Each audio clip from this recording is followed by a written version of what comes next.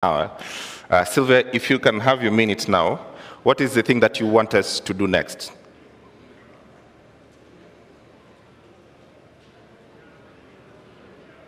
Do you have Sylvia?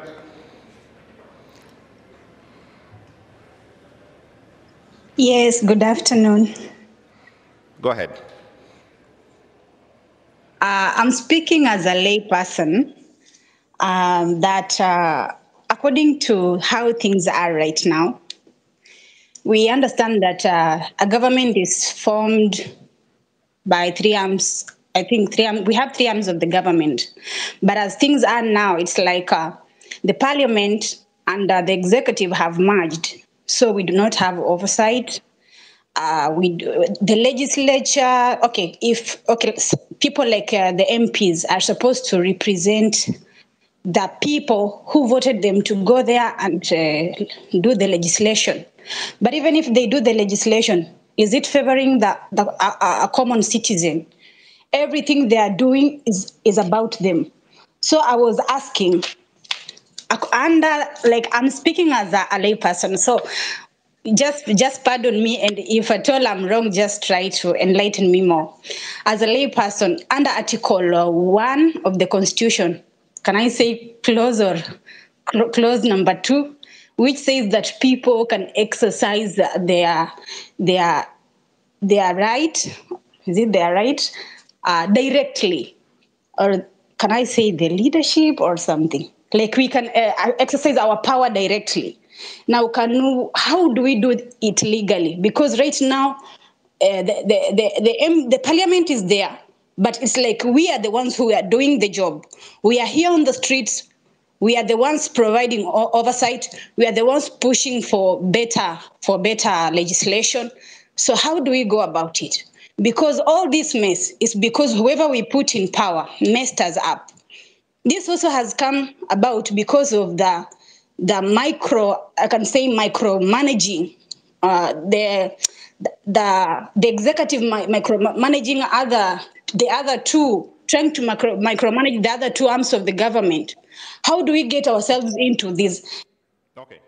All right. Thank you. I think just an important question, and maybe I'll start with you, Mary, then we'll go to Goi. This idea that you elect people to get to office and they decide that we know best, all right? In fact, you become very clever all of a sudden, and I know what you want. And I think we saw that on this finance bill, that MPs literally told everyone that you guys have no point whatsoever. We know best and we'll do what we want. How do we stop that from ever happening again? That a person who gets elected becomes truly a servant, not our lords? I think it just goes back to the same thing of public participation, because what happens is that we have to accept that once we elect a leader, we are expecting that they will go and deliver on the mandate. So the issue of, did we elect a party or an individual? Because usually they wave. You know, you're told, this one got in kwa sababu ya wave. And the people were with the wave. So that's why some of the MPs had the temerity to tell us, it's not you, it's the party. It's not you I'm accountable to, it's the party. So the first thing is, because you cannot recall an MP until they've been in office for 2 years, is just to keep a record of it, I guess. Because now, constitutionally, you cannot recall before a certain period.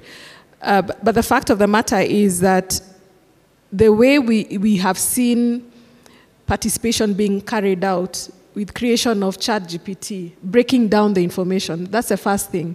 Breaking down the information, ensuring it reaches people. Petitions are online. It's easier now to find people, to bring people together. Before you had to be, moneyed to do these things. Right. So it's much easier now. Okay. Reverend Koi, how do we make our politicians actually work for us? How do we stop the arrogance, the kiburi that they have, that because I'm in office now, I do whatever I want? The message has already been sent. Yeah. The message has already been sent. And what I'm very happy to see is now legislators now are being very penitent about what they're doing. That's one. But then the second one is just adding what she has just said in itself. There are ways we can just keep our legislators accountable. One is just, there's a roll call in Parliament. So when you go in Parliament, you have to, sign in.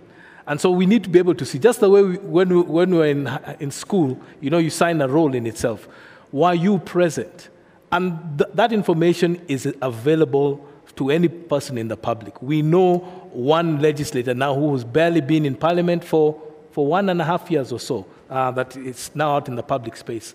And then thirdly, it's being able to get access to your member of Parliament and demanding access to your member of Parliament as often as you can. Like you have a constituency office. How often is this member of Parliament in their office?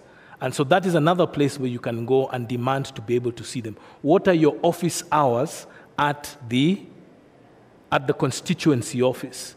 That is where you can meet them at their local office. And if you are a big office, the government has given this MP or legislator the resources to cover the entire, like North Hall. That's a huge constituency. But there are different constituency sections where you can meet your legislator. So those are some of the things that come to mind. Yeah. Steve. Yes, I think, sorry. I was thinking, as I was talking, I was thinking about how we gauge our MPs' performances. And we diverted it to the duties and the responsibilities that are with the ministers, cabinet. Those are the parameters most of the time we gauge when we are voting for a member of parliament. Amejenga barabara ngapi? Ameweka mashule ngapi? Is that the job of a legislature? No. Because that has been the parameter for voting. So I think even as we move forward in this conversation, and as I address your concern, we need to do an inward reflection as a people and ask ourselves, are we expecting the wrong things from the right people? Are we voting you as a member of parliament? Then we expect you to build roads for us. Then we have a cabinet which has a ministry of road and a budget to do roads. So that is where we spend our money, wastage, and it becomes a point of a lot of wastages and privileges. And I think my feeling and my contribution to this conversation of the young people, and I want the whole Kenyans to embrace this, not as a Gen Z affair, but the spirit of the youth. Why the spirit of the youth? I want to say this quoting Henry Ford. There's something he said that the greatest thing you can do to yourself is to keep your mind young. Why do you need to keep your mind young? Because at your formative age is when you have a vision, is when you have ambitions. So once you become old and you allow the aged you to be complacent, you lose the vision. We got our constitution in 2010 with a lot of ambition. That was our youth at that time. We got our independence with a lot of ambition. Then what did we do? We became complacent. That's where these guys, when you visit them, they give you a handout. Before you even negotiate, you live with a bahasha. You see a priest has gone to State House, they're living with a brown bahasha. And you saw them walking in, they didn't have one. So I don't know if there's a Bible inside there. You create an office of intercessors, as in your prayer request. These are crazy things that we have been witnessing as a country. And it's high time we start holding our leaders accountable. Even the judiciary itself.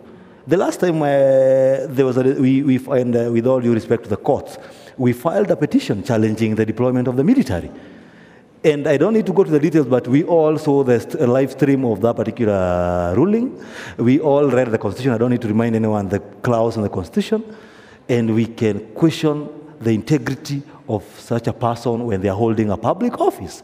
So we need to hold these people accountable. We need to have the right people doing the right job and not putting the wrong people. That's why I keep on saying, until and unless we push for the removal of CDF from the hands of parliamentarians, we are going to continue electing people because they are giving us money. That's why they buy the ticket, because I buy it. I have friends who contribute, give me campaign money. Why is it costing almost 50 million to join parliament? If I save the whole salary for parliament from day one to the last day, I can't raise 50 million. Even if you work with the simplest mathematics, because they have a lifestyle to maintain. So there's a lot of inward reflection that is needed, both to the people, to the president, to the leadership at all levels and at all arms, and we need to hold them serious accountable. All right, thank you very much, Reverend gov't Odera. Nashukuru sana.